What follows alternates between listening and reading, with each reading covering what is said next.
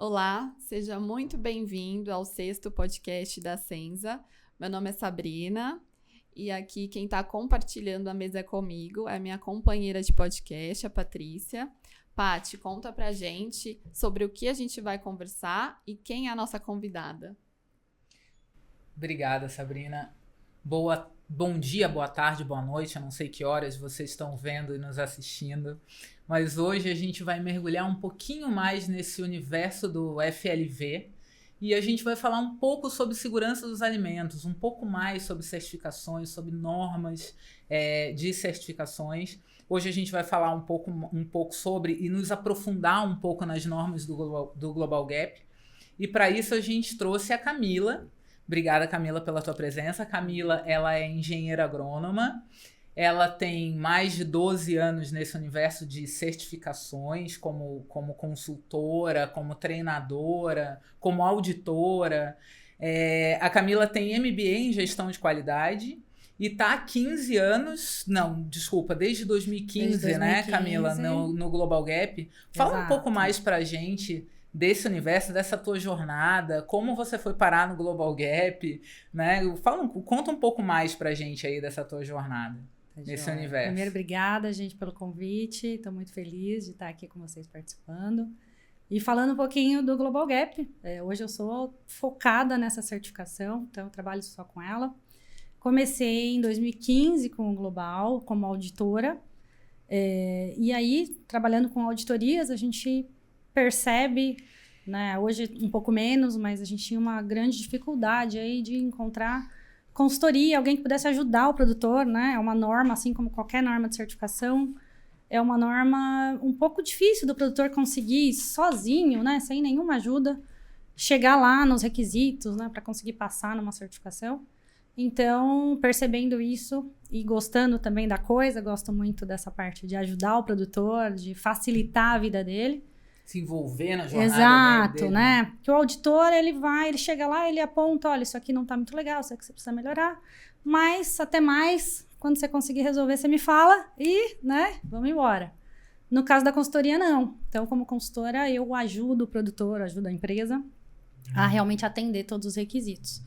E aí, comecei em 2017 como consultora, e hoje eu sou consultora e treinadora registrada, que é como uma consultora oficial. Então, hoje eu recebo todo o material oficial do Global Gap para os meus treinamentos, né? E claro que isso me ajuda também na minha consultoria. Então, comecei aí com o Global, né? Mas já trabalhava com outras auditorias. Hoje, focada em Global Gap. Camila, o Global Gap é uma das certificações mais importantes no Brasil e no mundo, né? Ele participa aí, que nem você estava falando agora, como consultora, justamente você gosta porque participa de toda a jornada do produtor. O Global Gap participa de toda a jornada do produtor, né? Vai desde a produção até a comercialização. Conta um pouco pra gente como é que surgiu o Global Gap, qual é o propósito do Global Gap, qual é o objetivo principal. Se você puder contar um pouquinho sobre isso. Tá, joia. Vamos lá. O Global Gap, ele iniciou com outro nome. Então, ele era Eurep Gap, então surgiu na Europa, com o objetivo de facilitar. Então, a gente tinha uma rede de varejo, né, na Europa, e que eles queriam que os produtores, né, os fornecedores daqueles alimentos, atendessem alguns requisitos, principalmente voltados à segurança do alimento. E aí surgiu o Eurep Gap. Então, para que a cadeia toda cobrasse do produtor, dos fornecedores, a mesma coisa. Então, que a gente não passasse por várias auditorias. Se tivesse padrão, uma né? só, que fosse padrão, e aí todo mundo ia saber qual é o checklist, quais são os requisitos que são pedidos. Então, surgiu o Eurep Gap. Mas isso atendeu muita coisa do mercado, né? Então, o mundo inteiro entendeu que aquilo era uma boa. Padronizar realmente quais os requisitos para que o produtor soubesse o que ele precisa atender para que o varejo realmente valorizasse o produto dele. Então, virou Global Gap. Isso em 2007. Então, a partir daí virou uma norma mundial. Então, o objetivo principal é a segurança do alimento. Surgiu daí para a gente garantir alimento seguro para os consumidores. Mas claro que, junto com isso, a gente tem outros requisitos. Então, para você ser uma fazenda produtora de produtos certificados Global Gap, você tem que atender requisitos de saúde e segurança do trabalhador. Então, a produção tem que ser de uma forma que os funcionários são bem tratados, seguem a legislação, né, recebem da forma certa, enfim. Além disso, meio ambiente. Então, a gente tem requisitos de meio ambiente também. E o manejo agrícola. Então, a gente tem alguns pontos aí, inclusive voltados à parte de aplicação de defensivo, que tem que ser seguidos. Então, a gente está falando de uma norma de boas práticas agrícolas, além de uma norma que atende à segurança do alimento. Que tipo de produtores conseguem se certificar como Global Gap?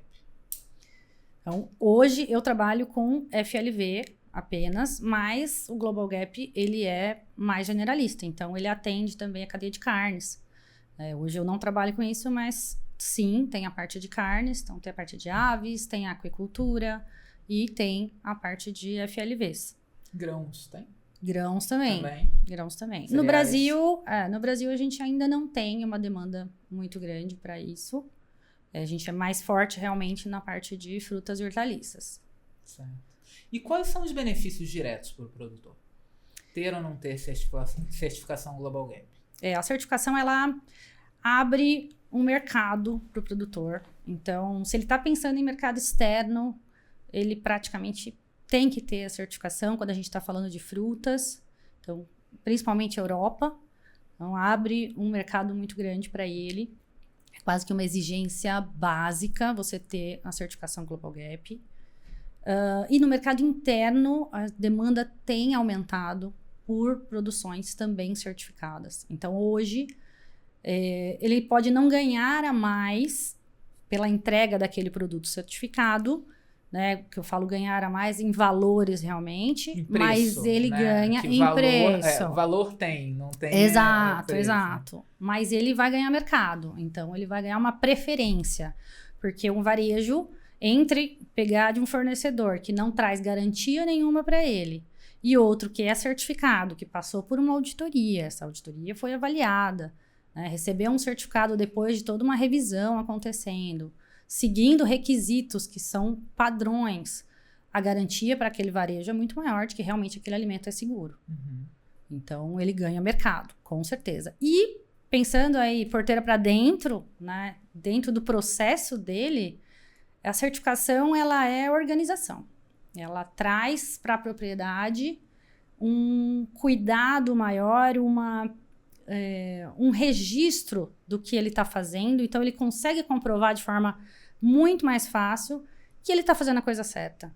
Que ele realmente, né, cuida do que ele precisa cuidar, pensando em segurança do alimento, que ele tem os cuidados básicos de higiene, que ele cuida na parte de colheita, que ele cuida na parte de embalamento, que os funcionários dele realmente trabalham da forma correta. Isso é uma questão bastante importante, eu acho. Na verdade, para o produtor hoje, essa questão laboral acaba também sendo muito importante, né? Porque vocês acabam também tendo uma parte educacional da força de trabalho dele, em relação à segurança do trabalho, ao uso de EPI. Exatamente, exatamente. Eu tenho um cliente que, quando a gente começou o trabalho, ele já era muito organizado, mas ele recebeu uma fiscalização do Ministério e ele veio me falar: Camila, eu já fazia tudo certo, só que eu não tinha registros.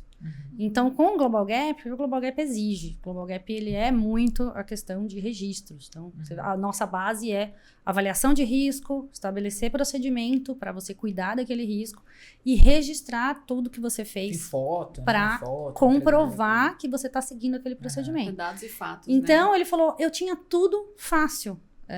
O fiscal chegou aqui, me pediu, viu que eu tinha tudo na mão e foi embora, falou, olha, tá tudo tranquilo, a gente não vai ter problema aqui.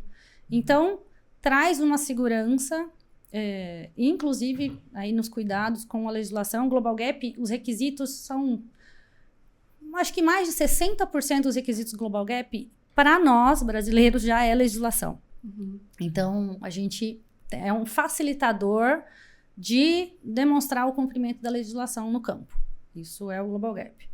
E a organização traz a necessidade de você ter um caderno de campo. Então, eu já fazia a aplicação correta, né? Eu já sigo a bula, eu cuido realmente da aplicação, eu faço um cuidado para que eu não tenha deriva. Só que normalmente o produtor não vai ter isso registrado. E o Global Gap faz com que ele tenha, porque se ele não tiver, ele não cumpre requisito, ele não consegue certificar. Então, facilita. A gente tem toda uma gestão documental que não é comum. Quem não é certificado, dificilmente vai ter uma gestão documental no formato que o Global Gap traz.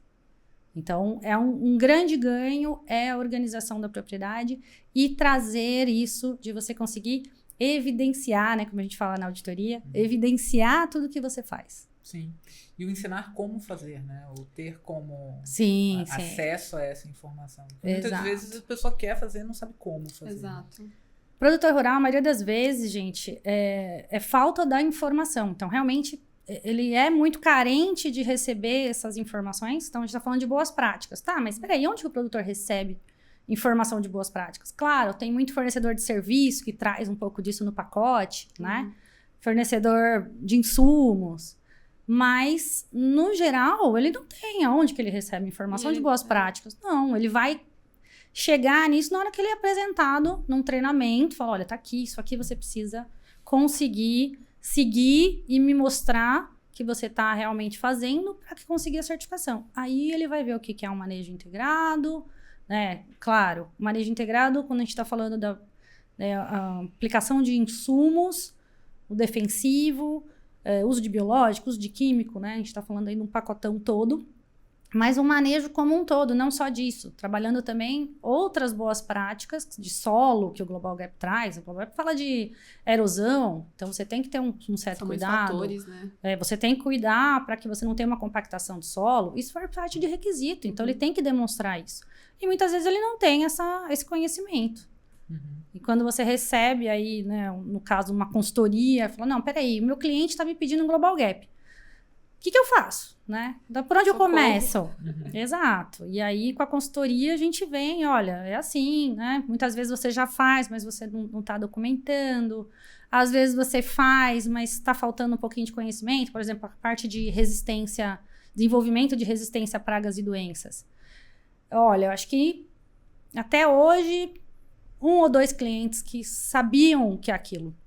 A gente vem ela falando, olha, você tem que demonstrar que você tem conhecimento sobre isso. Você não faz várias aplicações aí na sequência para que você não desenvolva uma resistência à praga. Exatamente. Muitas vezes fazem rotação de ingrediente ativo no mesmo grupo todos. Quando você fala de resistências... não, eu sei. Quando fala eu sei, fala, não, eu tenho que rotacionar o ativo. Não, é modo de ação. Então, assim, ele não recebeu aquele conhecimento. Por isso, ele não tem como realmente fazer. Claro, gente, né? A gente tá falando aí de uma indústria que tem muita coisa. A gente fala, a bula tá ali.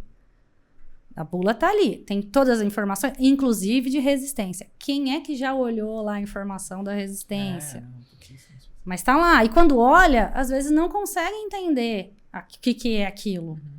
Então, né, falta. Não que não tenha. Tem muita organização aí com suporte para produtor. Mas tem algumas coisas que realmente eles ainda não... Que a consultoria facilita, né? Traz facilita, essa tranquilidade com de certeza. que ele vai entregar a documentação certa, com as informações corretas. Tanto que a primeira coisa que eu faço é uma avaliação inicial. Então, a gente chama de pré-auditoria ou diagnóstico. Chegou na propriedade, então eu vou simular uma auditoria. Olha, vamos lá, vamos fazer de conta que a gente está numa auditoria oficial... me conta como é que você faz isso, né? Converso com alguns funcionários, como se fosse uma auditoria. A auditoria é embasada em documentação, entrevista, né? E avaliação em loco. Mas no dia da auditoria, claro, né? Vai estar tudo muito mais arrumadinho do que no dia a dia. Sempre. Então, a documentação conta, a entrevista conta, porque a gente vai entender realmente como é que é o dia a dia, sem ser só naquele dia da auditoria. Então, é isso. A certificação, ela traz aí um pacote completo. Você está trabalhando lá desde... Você vai começar a pedir informação para eles de pacote de semente, por exemplo. Porque é ali que a gente começa a segurança do alimento. Então, peraí, tá. Tem um inseticida na tua semente? Tem. E aí? Será que o teu tempo de ciclo faz com que realmente você tenha a degradação ali daquele ativo? Ou não? E aí vai até a comercialização, porque a gente está falando até da higiene do caminhão que leva o produto para o seu cliente. Então, tudo isso faz parte da certificação e é acompanhado dentro do ciclo da certificação. E os que não têm essa certificação, como que funciona? Qual que é o impacto dos que não têm essa certificação? O que ele não pode fazer? Quando não é certificado, na verdade, assim, o Global Gap tem algumas certificações que elas não trabalham com a segregação do produto. Global Gap, sim. Então, por exemplo, você tem um packing house que recebe produto certificado Global Gap e não certificado. Ele tem a obrigação de separar, de segregar fisicamente esses produtos. Então, se a gente está falando de segurança do alimento, é muito forte a questão da contaminação química, né? Então, estamos falando de aplicação de defensivo. Bom, eu não consigo visualmente olhar lá uma laranja e falar essa está contaminada, essa não. Então, eu preciso dessa segregação realmente em qualquer ambiente, inclusive depois embalamentos e tal, para garantir que realmente não haja essa contaminação, porque não é algo que visivelmente eu consiga, né, entender que existe ali uma diferença. Então, por exemplo, um packing house que recebe as duas frutas, certificadas ou não certificadas, uma coisa que acontece muito, se você tem lavagem do produto, você vai fazer o quê? Você vai receber os dois. Primeira coisa que eu vou fazer, põe primeiro o certificado. Lavou o certificado, vai embora, eu entro com o não certificado. Porque senão o não certificado pode contaminar o certificado. Sim. Então, é uma das boas práticas para a gente evitar, né, essa contaminação cruzada que a gente fala. Acho que você falou num ponto interessante, agora que você estava falando justamente dessa contaminação, e por causa do uso de defensivo, enfim. Eu acho que existe muito uma percepção, principalmente do mercado consumidor, e talvez no nível do produtor também tenha um pouco essa confusão, de que o Global Gap é orgânico. Sim. Né? Fala um pouco mais sobre isso, porque são coisas diferentes, né? E Exatamente. fala um pouco mais sobre isso para claro, né? para poder ficar claro. Joia. Sim, acontece muito, mas não. Então, nós estamos falando de uma norma de certificação para alimento seguro, voltada a boas práticas agrícolas. Então, assim, você ter aplicação de defensivo não significa que você não tem uma boa prática. Então, você aplicar o defensivo, seguindo a bula, seguindo a recomendação técnica, né, cuidando de uma deriva, para que você também não afete o seu vizinho, enfim, para que você o intervalo de segurança, faça a dosagem correta, isto é uma boa prática. Então, a forma que você está intervindo não significa para o Global Gap que se você está intervindo de forma química, biológica, não faz diferença para o Global Gap. O que faz diferença é se você está intervindo de acordo com informações. Então, a gente vai ver um pouquinho para frente a questão do manejo integrado de pragas. Para o global, eu vou falar um pouquinho dos requisitos hoje. Para o global, você precisa fazer uma aplicação, ok, sem problemas, desde que você demonstre o porquê você está fazendo. Então, é o que a gente fala de sair da receitinha do bolo, né? Então, posso aplicar? Pode. Se eu estou vendo ali, eu tenho um nível de controle estabelecido, conhecido. Né? Então, o nível de dano está aqui, o nível de controle tem que ser sempre um pouquinho abaixo. Ele já conhece aquela cultura, ele conhece as principais pragas, isso inclusive é a exigência do checklist. E ele está falando, olha, eu preciso aplicar, por quê? Porque eu atingi meu nível de controle. Então, sim, isso é uma boa prática. Porque eu não estou fazendo uma aplicação totalmente descontrolada. Não, eu estou seguindo tudo o que a boa prática pede. Mas não preciso ser orgânico. Posso ser orgânico e Global Gap? Pode. Mas eu não preciso necessariamente ser orgânico. Posso sim fazer aplicação, desde que eu siga as boas práticas. Então, o Global Gap é isso, né? O Gap é isso, boas práticas agrícolas. E para um produtor ter acesso, né, ao Global Gap, tem tamanho mínimo de propriedade? Tem alguma exigência? Ou qualquer produtor pode ter acesso a esse, chamar de programa do Global Gap? Vamos lá. Então, assim, tamanho de propriedade não tem. né? Eu tenho clientes que são de estufa. Então, você tem uma área bem menor.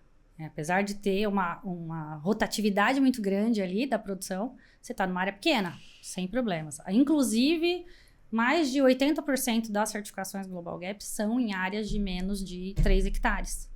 Então, a gente tem a falsa sensação, né? Talvez aqui, porque no nosso cenário brasileiro seja um pouco isso, mas a gente tem pequenas propriedades familiares, inclusive, certificadas.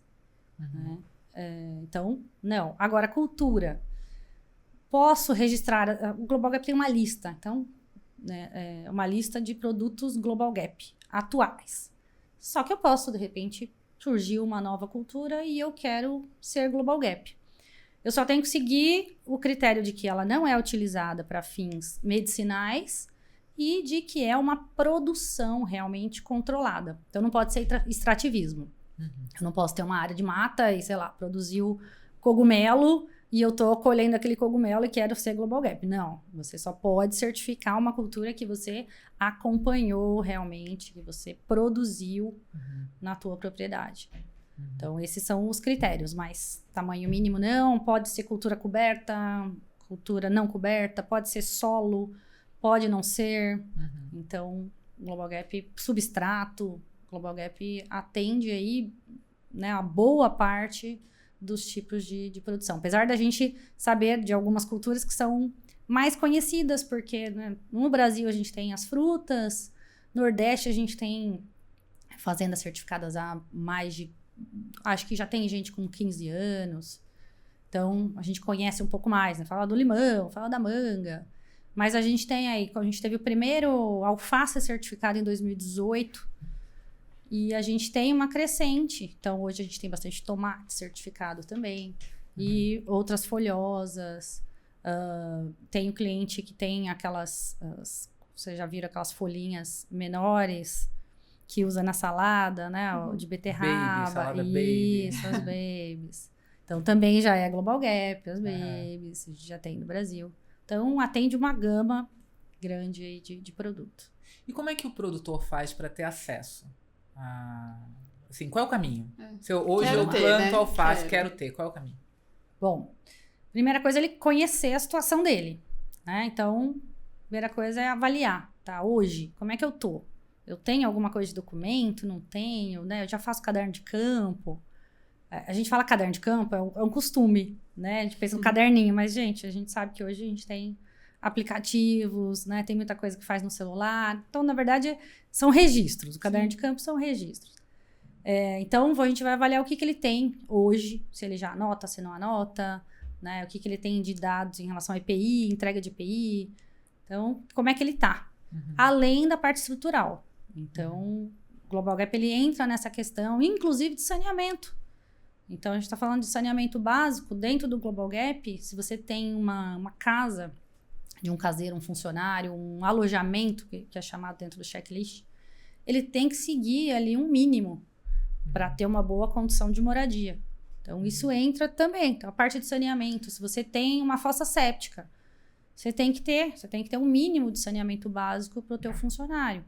Pensando em meio ambiente e pensando na condição também de quem está morando ali. Segurança da pessoa. Exato. Além da segurança do alimento, né? A gente está falando de saneamento, estamos falando ali de uma propriedade que normalmente usa água para irrigar a sua cultura, às vezes para fazer uma lavagem pós-colheita daquele produto. Então, é importante aí uma fossa séptica para N fatores. Então, o que ele vai fazer? Vai fazer essa avaliação inicial, vai ver como é que ele tá, vai ser treinado, né? Tô falando aí do meu modelo de consultoria. Ele vai ser treinado, então ele vai receber informação de todos os requisitos, né? De acordo com o que a norma fala, para depois a gente começar um trabalho de adequação. Então, durante esse processo de adequação, a gente já vai conversando com as certificadoras. Então, hoje, como é que funciona? O Global Gap é a norma. E aí a gente tem certificadoras, que são empresas que fazem esse trabalho de avaliar, de mandar lá um auditor e esse auditor fazer a avaliação em loco. Então, a gente já vai fazendo orçamento, vai conversando com as certificadoras, ver qual que atende melhor aí, no caso do local, né? Então, pode ser em qualquer lugar do Brasil. E aí, vai fazendo adequação Então, nós vamos mexer. Tem documento? Não tem. Precisa registrar? Vamos lá. Como é que nós vamos fazer? Nós vamos fazer uma planilha, vamos contratar um caderno de campo, nós vamos fazer ali no papel mesmo. Então, o formato não importa. O Global Gap, ele quer resultado. Então, como é que você consegue demonstrar isso? Não tem um padrão. Precisa ter folha impressa. Não. Você precisa ter a informação. Sim. Tem que conseguir mostrar isso. Então, a gente vai desenvolver procedimentos para que ele faça, né? O procedimento, a gente fala que é eu estou dizendo que eu faço assim e eu vou manter fazendo assim. Esse é o procedimento. E o registro é o quê? Eu estou comprovando que eu estou fazendo de acordo com o que eu coloquei lá. Então, a gente vai trabalhar com todos os parâmetros da norma, que é saúde e segurança do trabalhador, meio ambiente, manejo e a segurança do alimento. Entra muito aí requisitos de higiene. Então, tem os treinamentos que precisam ser dados para que a gente realmente consiga implantar naquela propriedade, mudar a cultura, muitas vezes é o que a gente faz, para que ele consiga receber um auditor e demonstrar para ele que ele está cumprindo todos os requisitos da norma. Então, fechou com a certificadora, fecha o dia da auditoria e vai passar pela avaliação.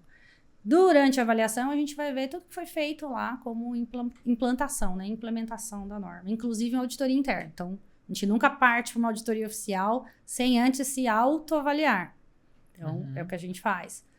Ok, a gente fez a autoavaliação, liberou, tá tudo bem, a gente realmente está conseguindo manter ali, né, o mínimo. Vai entregar. Exato. A gente tem vários requisitos, não que a gente tenha que passar 100% por todos eles. A gente tem aí uma pequena faixa que a gente consegue não cumprir, mas normalmente a gente acaba trabalhando com todos os requisitos e aí, se tiver tudo ok, a gente parte para a auditoria oficial.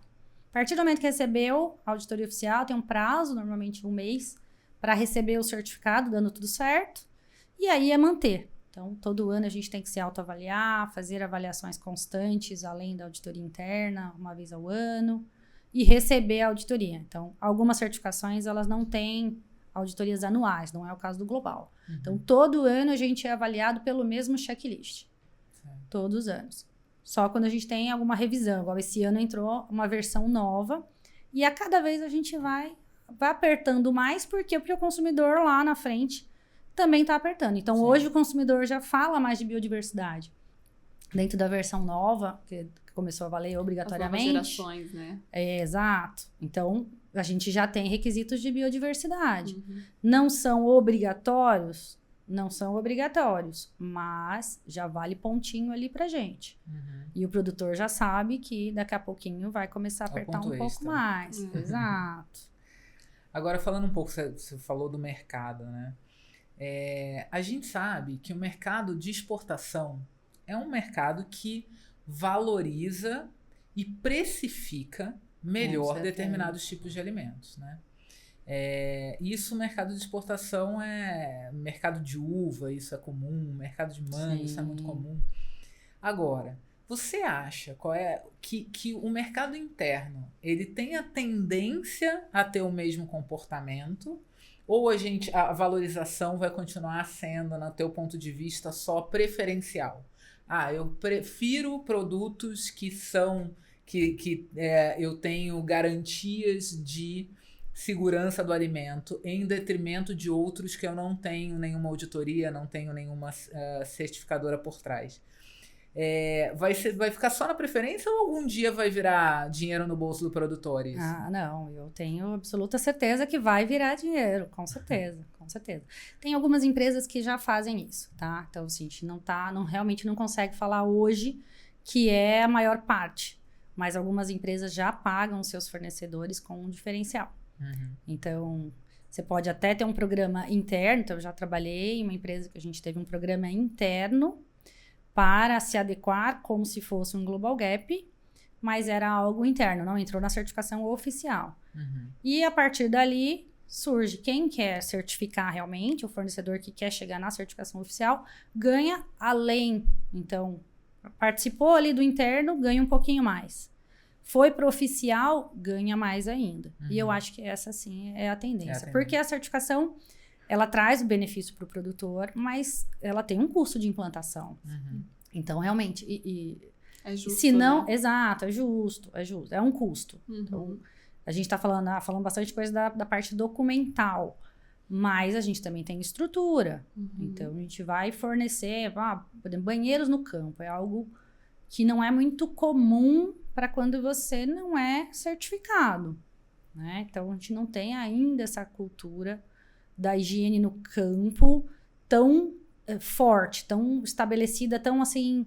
Rotineira. Exato. Né? Então, não é que não tem banheiro. Tem banheiro, mas não é com uma fiscalização, não tem uma metragem. Fala, não, peraí, vamos garantir que vai ter o banheiro ali. Né? Exato, que ele não vai ter que andar muito para chegar até o banheiro.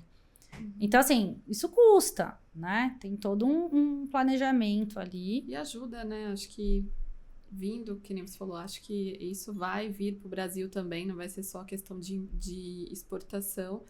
Você consumindo alimentos que têm uma certificação faz com que os produtores também trabalhem de uma forma mais...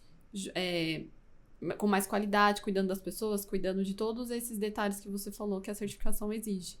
Com certeza. E seguindo que o consumidor, ele tá pedindo por isso, né? Uhum. Então, tem pesquisa recente que 55% dos consumidores que foram entrevistados deixaram claro que sim, eles pagariam a mais por produtos que vêm de uma produção, né, mais sustentável, que vem de uma produção que pensa no meio ambiente, que pensa na segurança do alimento, que ele consegue rastrear de forma mais fácil. Então, a gente está falando de consumidor tanto do mundo, acho que a porcentagem foi praticamente a mesma, de consumidor fora do Brasil e dentro do Brasil. Então, a gente está vendo uma geração aí que está falando, não, eu pago a mais. Então, eu quero isso e eu pago a mais por isso. Então, o que a gente espera é realmente que aumente cada vez mais e está aumentando a questão da certificação, o número de certificados, né, quantidade de hectares certificados no Brasil. Você se recorda de alguma situação em que você foi fazer, né, enfim, a avaliação para poder ter o certificado e mudou alguma coisa na produção que, se não tivesse ido lá, continuaria a mesma coisa? Ah, não, tem vários casos. Um que eu gosto bastante é uma questão... a gente não chegou até aí ainda, mas o Global Gap ele tem o Sistema Integrado de Garantia da Produção, que é a base do Global Gap, chama IFA. E a maioria dos certificados são IFA. E algumas empresas, no Brasil a gente já tem mais fortemente o GRASP, que é um add-on do Global Gap. Então, é um complemento. Então, além de eu seguir todos os requisitos do Sistema Integrado, eu também sigo os requisitos do GRASP, que é uma avaliação de risco voltada para a parte social. Então, assim, quando mexe nessa parte social, né, a gente vê alguns casos que... Por exemplo, legislação tá aí, a gente sabe, mas quando você é certificado, você se autoavalia. Então, mesmo que você não seja fiscalizado, você já está sabendo ali o que você está cumprindo ou não está cumprindo. Então, teve um caso de um funcionário da propriedade que a gente estava fazendo a avaliação do GRASP e a gente viu que a filha não estava matriculada na escola. Então, nossa legislação cobra isso, né? A gente sabe. Mas a gente sabe também que interior do Brasil a gente tem algumas falhas, né? Algumas coisas aí que não acontecem como deveriam. E aí a gente foi atrás do porquê que tinha acontecido e vimos lá que foi a mãe com vários filhos e tal, né? Demorou para ir lá fazer matrícula e não tinha mais. Ela fazia a rematrícula da filha. Não tinha mais vaga. Não tinha mais vaga. Mas, né? Não pode, tem que ter vaga, né? Isso aí é obrigação da prefeitura. E aí a gente foi atrás e realmente conseguimos fazer a matrícula e era algo que uma mãe lá com vários filhos não conseguiria sozinha, então é um caso assim que foi muito impactante, né? Eu também sou mãe e foi muito legal. Mas além dessa questão, né, pensando não só em GRASP, a gente vê muito questão de local de trabalho. Então a organização que o Global Gap traz um melhor ambiente de trabalho, e isso é nítido, todo mundo percebe, uma fazenda que não era certificada. Muda a cultura, né? Muda a cultura. Ele consegue entender que, peraí, com mais organização eu ganho tempo, né? Eu consigo provar que eu faço a coisa certa de forma mais rápida, porque eu já tenho tudo à mão. Né? Então, realmente, muda o ambiente, né? Eu acho que traz mais esse orgulho, do funcionário por trabalhar naquela empresa. Porque como ele também tem que passar por treinamentos, ele sabe que a empresa está preocupada. Então, não é só a empresa foi lá e entregou o EPI. Não, ele sabe que a empresa está preocupada, ele sabe que a empresa vai lá avaliar se ele realmente está usando e é algo para a saúde dele. Sim. Então, ele começa a entender, a valorizar, e eu acho que isso é bom para todo mundo. Com certeza. Então, além de você entregar um alimento seguro, você está falando, pô, peraí, eu estou comprando um produto que veio de uma produção que realmente se preocupou com tudo que está em volta. Então, eu estou cuidando do meio ambiente, eu estou cuidando ali de quem está fazendo acontecer, quem está trabalhando ali. Então, me fala um pouquinho, o que significa um alimento não seguro?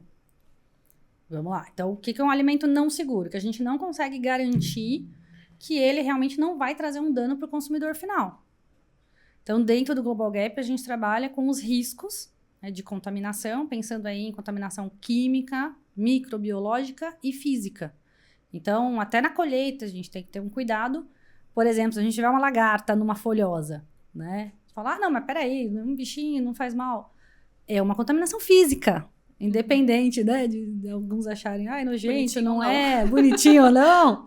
É uma contaminação física, é algo que a gente não quer. O consumidor está comprando o quê? Aquela folhosa. Não é a folhosa, mas a lagarta, Mas né? pelo menos não foi defensivo ali, né? Com proteína já. O manejo não foi Você tem muito que bem escolher. feito. Exato. Então, a gente trabalha com, né, os 3 tipos de contaminação. O que a gente, né, trabalha mais e, na verdade, a gente do agro recebe mais, é mais bombardeado com essa questão química, né? Pô, peraí. Ah, estamos falando de uma fruta, de uma hortaliça. Ah, não, tem veneno. Então, tem veneno ali. O Global Gap, ele vem para a gente demonstrar como que a gente faz de forma correta, na grande maioria. A grande maioria da produção brasileira é feita de forma correta. Então, a gente consegue provar isso.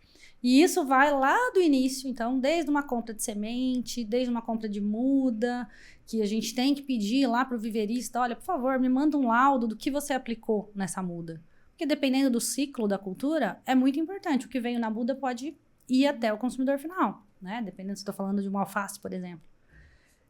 E aí a gente é muito bombardeado com essa questão, tem veneno, tem veneno. Como é que a gente demonstra isso dentro do Global Gap? A gente vai ter aquele caderno de campo que eu comentei, então... a gente tem os registros do que foi aplicado. Então, primeira coisa, eu tenho que demonstrar que eu estou aplicando produto registrado. Como é que isso funciona no Brasil? Produto que está dentro do Agrofit, sim, aí nós estamos falando de um produto registrado pelo Ministério da Agricultura, pela Anvisa, né, IBAMA, então passou por estudo, e aquele produto pode ser aplicado naquela cultura. Além disso, a gente tem, além de ser registrado para a cultura, registrado para aquela praga ou doença. Então, a gente cuida disso. A gente tem uma bula para seguir. Então, lá dentro do Agrofit também, a gente fala para todo mundo, ó, lá dentro do Agrofit tem a bula atualizada, inclusive com data e hora que aquela bula foi atualizada. Então, a partir do momento que a gente tem aquela informação, a gente sabe qual a dosagem que pode ser utilizada. Apesar de muitas vezes o produtor não saber calcular para chegar naquela dosagem, né? Mas está lá. Então, a gente vai demonstrar que a gente segue tudo aquilo para que a gente não tenha um resíduo dentro daquele alimento. Então, quando a gente fala contaminação química, a maior parte das vezes a gente está falando do risco de um produto químico, né, de um defensivo agrícola, de ter algum resíduo daquele defensivo dentro desse alimento. O que acontece muito no FLV, e a gente teve aqui, no nosso primeiro podcast, a gente falou muito sobre isso, sobre regulamentação de defensivo, é que tem muita cultura que não tem bula nenhuma, né? São as minor crops, né? Aquelas culturas de pouco suporte fitossanitário. Exato. E aí o produtor não tem muita opção, acaba usando um produto que não tem registro, não que ele não pudesse ter, mas acaba não tendo registro porque é uma cultura pequena, a indústria não vê valor em registrar para lá, pelo custo, enfim.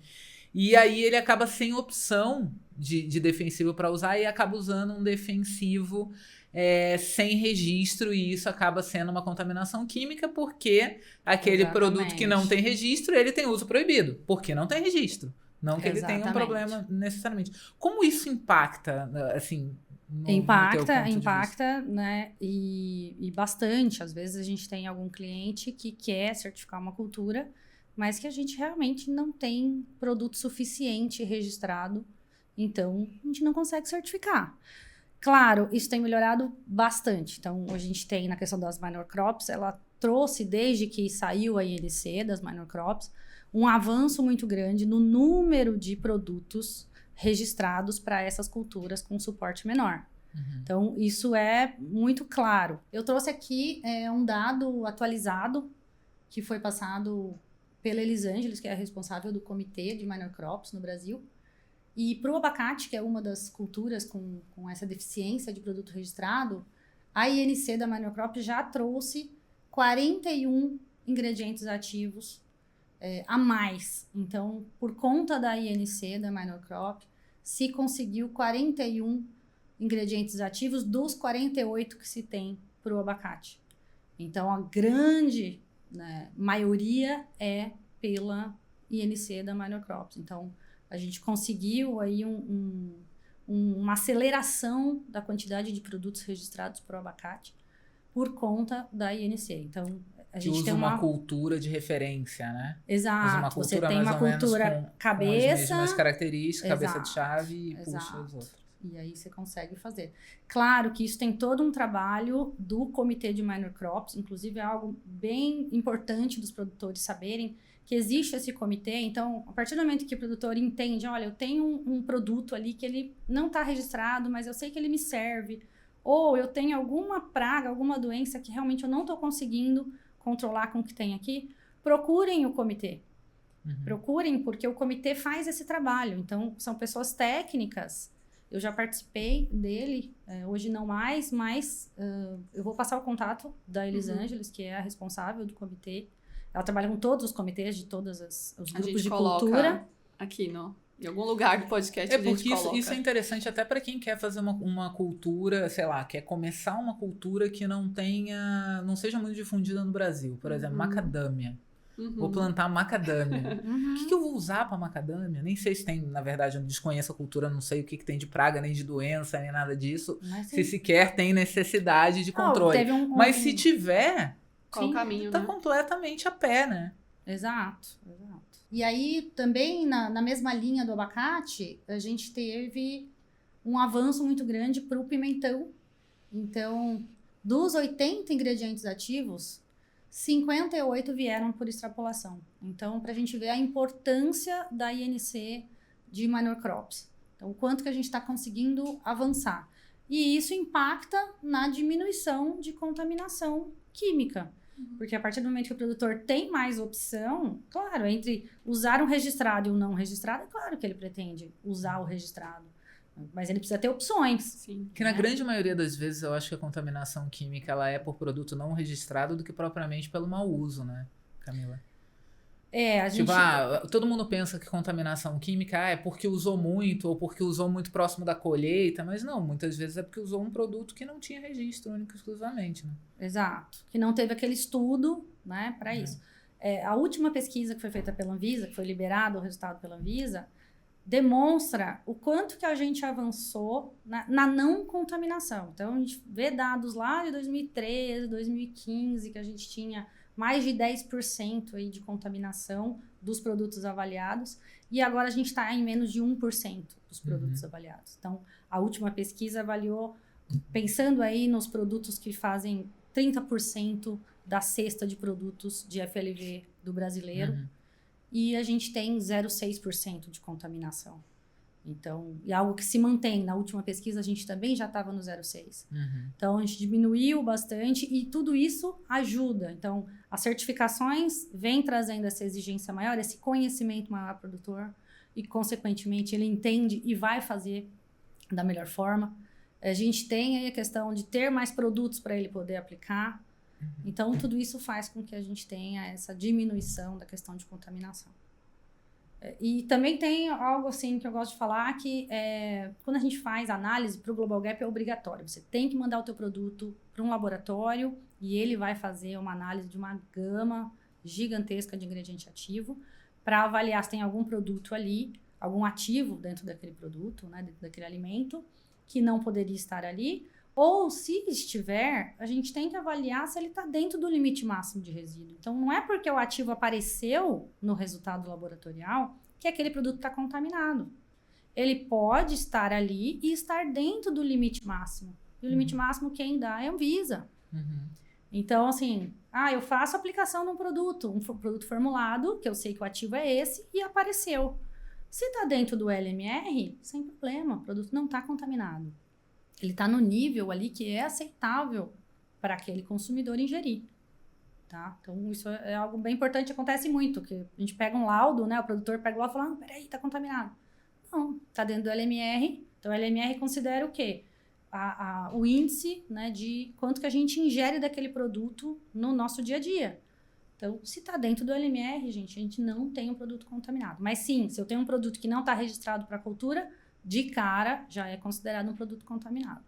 Mas aí, voltando, falamos de 0,6% da última pesquisa que foi feita pela Anvisa. E uma porcentagem de produtores que tem e que não tem a certificação, você tem uma noção no Brasil? Olha, eu tenho dado de abacate, eu tenho trabalhado bastante com abacate nos últimos anos. E eu participei do congresso de abacate. A gente já estava em 23%, quase 24% da produção de abacate certificada. Mas isso vai, porque a gente, no caso do abacate, a gente fala muito do avocado, né? O abacate Hass, que o intuito é a exportação. Então, a gente vem com uma crescente na produção de abacate. E para exportar tem que ter esse certificado. Na grande maioria, a maioria dos clientes pedem a certificação Global Gap. Então, e ele vai para a Europa, mas vai para outros países também, e que também hoje já solicitam. E qual o benefício? Na verdade, não é bem a palavra benefício. Qual seria o valor para toda a cadeia de alimentos, de um modo geral? Pensando aí no produtor, na rede de varejo, né? Tanto o mercado interno quanto o mercado externo. Mas falando muito sobre o mercado interno, eu acho que o mercado externo é um pouco mais claro, porque como ele precifica melhor, é um pouco mais claro, né? Esse ganho, esse benefício. Mas quando a gente fala de mercado interno, como você enxerga o valor desse tipo de certificação, pensando em toda a cadeia, saindo do produtor até o consumidor final? Bom, acho que uma coisa que, quando a gente pensa em certificação Global Gap, já vem na sequência, é a rastreabilidade. Então, para eu garantir um alimento seguro, eu preciso conseguir rastrear esse alimento. Eu preciso saber de onde ele veio, como é que ele foi produzido. Então, se eu não tiver rastreabilidade, eu não tenho alimento seguro.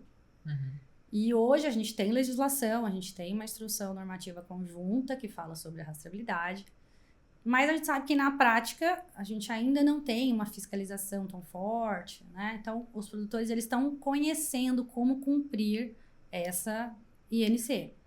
E para o Global Gap é pré-requisito. Então, se você não tem rastreabilidade, você não tem certificação. Então, o primeiro ganho, acho que para a rede, pensando aí no varejo, né, pensando no mercado, quem trabalha com esses produtos, é a rastreabilidade.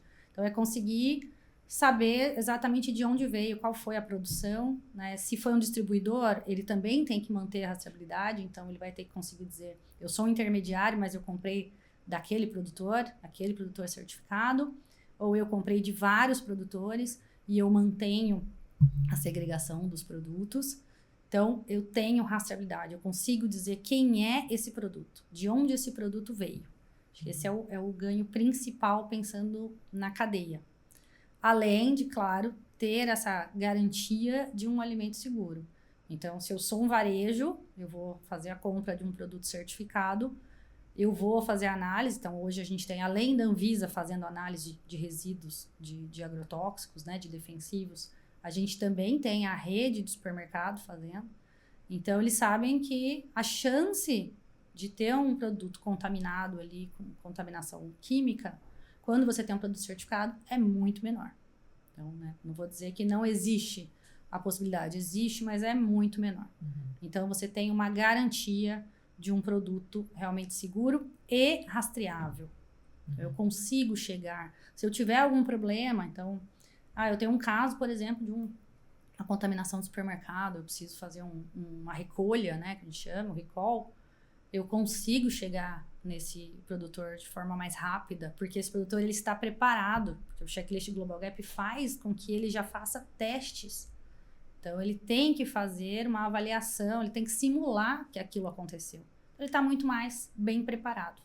E ele vai conseguir chegar no produto, entender o problema de forma muito mais rápida do que um produtor não certificado. E eu acho que para o consumidor final, e aí eu volto àquela história, né? O consumidor final vê muito valor no orgânico, né? E o Global Gap, ele engloba muito mais fatores de segurança de alimento do que propriamente aquele selo de orgânico, né? Com certeza. Que está falando ali única e exclusivamente, praticamente, dos insumos, né? O Global Gap, ele engloba muito mais coisa. E eu acho que para o próprio consumidor final falta muita informação, não só para o produtor, mas para o consumidor final, para que de fato valorize esse tipo de produto, como hoje se valoriza o produto orgânico, né? Porque no fim das contas, muitas vezes o consumidor final paga mais caro no produto orgânico, com uma ideia de que ele é mais seguro. Exato. Exatamente. E também por não ter, um pouquinho da nossa culpa também, porque ele não tem essa informação no rótulo. Então hoje, infelizmente, ainda não temos no Brasil a informação na embalagem de que aquele produto é Global Gap. Hoje existe o GGN Label, que é um rótulo Global Gap, que serve para qualquer produto Global Gap. E nele vai ter informação que aquela é uma produção certificada. Mas no Brasil a gente ainda não tem. Por que não, Camila? Porque nenhuma empresa ainda, né, foi atrás de conseguir fazer o uso. Então, por exemplo, para você usar esse GGN Label, é obrigatório que você cumpra 100% daquele add-on que eu comentei, que chama GRASP, que é o add-on de avaliação de risco social. Então, além de você cumprir o IFA, que é a base, né, a solução principal do Global Gap, você tem que cumprir o GRASP como um todo. E outros requisitos. Tem todo um trabalho aí da toda a equipe Global Gap para que isso aconteça. Eu espero que aconteça em breve, porque realmente o consumidor quer essa informação. Sim. Né? Precisa chegar no consumidor. Hoje é B2B. Então, hoje você só tem a informação de que é certificado Global Gap na nota fiscal de venda. Sim. Que é, inclusive, obrigatório você ter. Mas do consumidor final, se ele não entende ali dos numerozinhos... Ele não vai enxergar valor naquilo. Isso, existe um número, né? Que é o GGN. Mas o consumidor final não tem conhecimento sobre isso. Então, ele olha lá os 13 dígitos, mas ele não sabe que aquilo é Global Gap. Então, falta também essa informação para o consumidor. Mas sim, hoje, a nossa nova versão que entrou em 2025, como obrigatória, a gente tem dados de emissão de gases de carbono. Então, a gente não são requisitos obrigatórios hoje. Então, dentro do Global Gap, a gente tem maiores, menores e recomendáveis.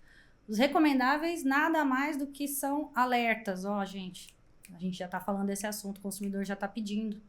Então, na próxima, provavelmente isso aí vai virar pontuável. Por enquanto é um pontinho, né? Então, hoje está lá. Você consegue fazer o cálculo de quanto de emissão de gás do efeito estufa você tem. Eu falei emissão de carbono, né, gente? O valor tá lá. Mas você tem hoje... Então, assim, dentro do checklist tem algo que te faça pensar. Peraí, quanto que você revolve o solo? Quanto que você aduba? Quanto de energia você gasta com diesel, por exemplo? Uma energia não renovável.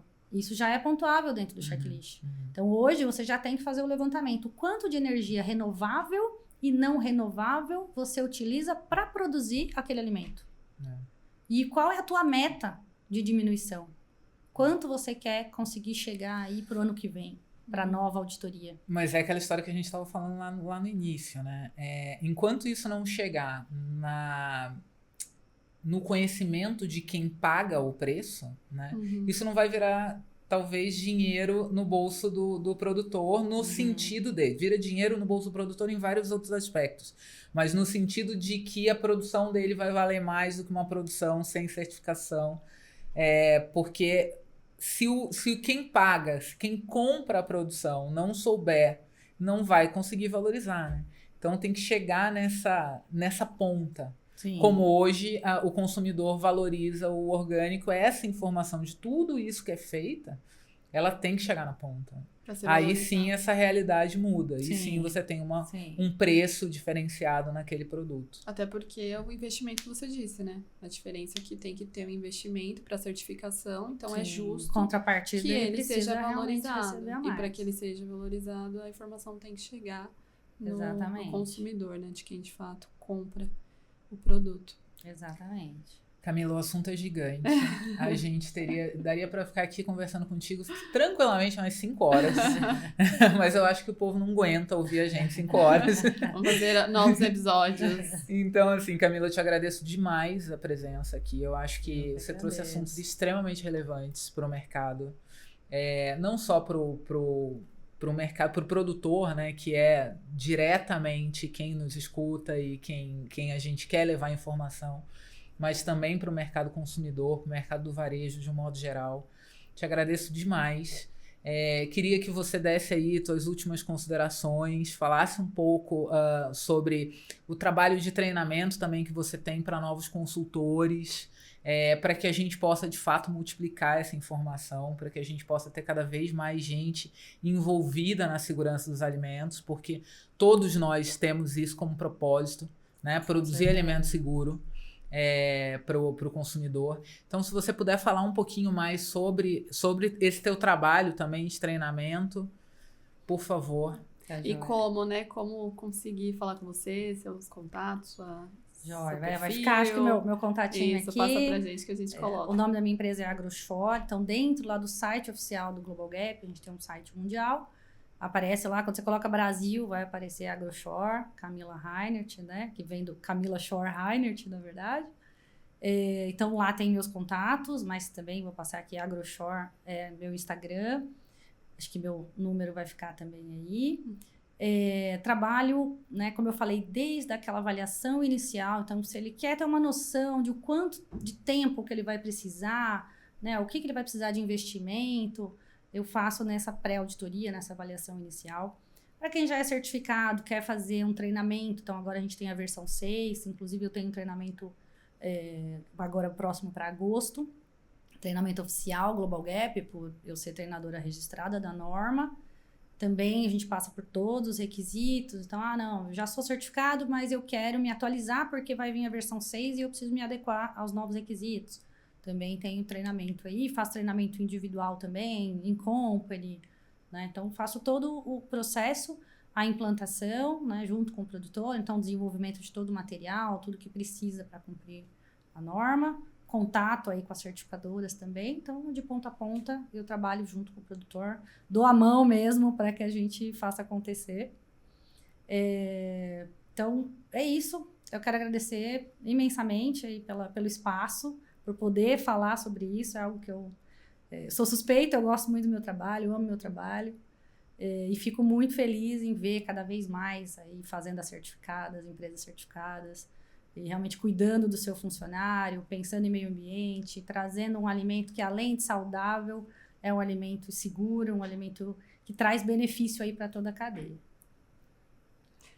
Mais uma vez, obrigada. Obrigada, Patrícia, minha Obrigado, parceira Sabrina. aqui de podcast. E você que adorou aí esse monte de informação relevante, quer saber mais, o contato da Camila tá aí. E além desse material, a gente tem outros materiais relevantes, interessantes na nossa área reservada. Fica de olho lá e até a próxima. Tchau, tchau.